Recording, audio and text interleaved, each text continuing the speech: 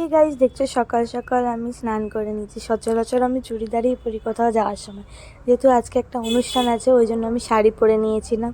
তো নিয়ে রেডি হয়ে আমি মিষ্টি টিষ্টি নিয়ে আমি ওর সাথে চলে গেছিলাম দোকানে, যেহেতু রাস্তাটা খারাপ তাই জন্য। মা আসছিলো অটোতে, মা অটো করে এলো, এসে চলে এলাম। বাড়িটা দেখে চিনতে পারছো? হ্যাঁ হ্যাঁ, আমি বাবার বাড়ি এসেছি।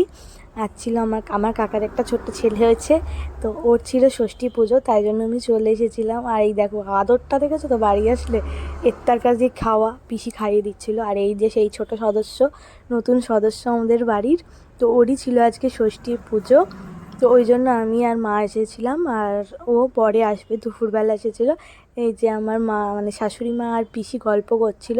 তো এখানে খেতে দিয়ে দিয়েছিল লুচি আর আলুর দম। তারপর এখানে ভাইয়ের পুজো হচ্ছিলো, তো ব্রাহ্মণ বলছিল যার ভাই সে টাকা দিয়ে ভাই তুলে না। ওই জন্য আমার বড় ভাই ছুটেছে গিয়ে, ওর ভাই, ও ছুটেছে গিয়ে টাকা আনতে, বলছে আমার ভাই আমি টাকা দিয়ে নেবো। আর এখানে দেখো ভাই কাঁদছিল, ও কাঁদছিল, অত লোকজন তো নতুন দেখছে ওই জন্য ও কাঁদছিল। তো এখানে ওর জন্য আমি একটা গিফট এনেছিলাম, তো আমি ওর জন্য একটা বালা করে এনেছিলাম রূপো, সেই বালাটাও আমি ওকে পরিয়ে দিচ্ছিলাম। তো বালাটা পরিয়ে টরিয়ে নিয়ে তো আমি একটু বাইরের দিকে গেছিলাম, দেখছিলাম আজকে কি লাঞ্চ হচ্ছে। এখানে রান্নাও শুরু হয়ে গেছে। আর দুপুরের লাঞ্চ ছিল আজকে পোলাও, দই পটল আর পনির। তো ভিডিওটা আমি এই অবধি শেষ করছি, দেখা হচ্ছে কাল। তো আমি এখন এখানে থাকবো। তো এখনকার মতো টাটা, বাই বাই।